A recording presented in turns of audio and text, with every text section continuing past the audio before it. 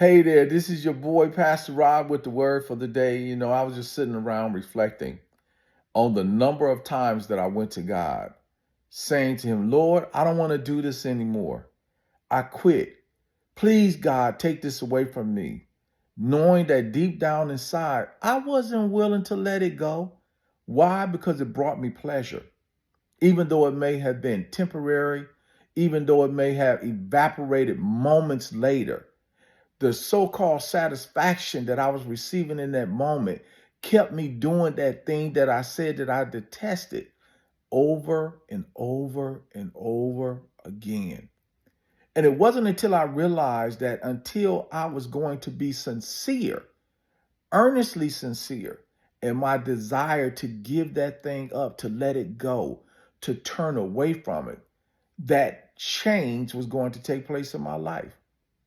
Man, I did it with salvation. I thought at one time that I had really dedicated my life to the Lord, and the reality was, no, I didn't. I just gave Him the portion that was bringing me discomfort.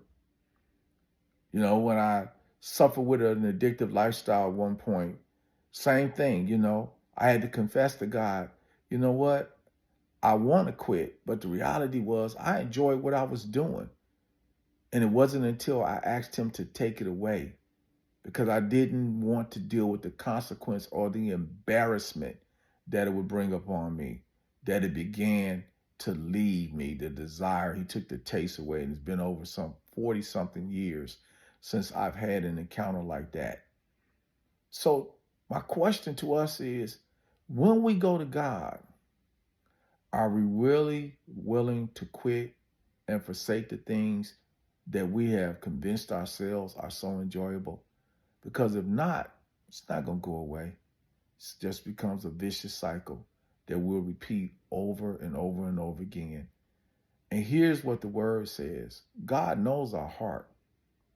He says, you don't know it because you can't. He said, the heart is deceitful and desperately wicked.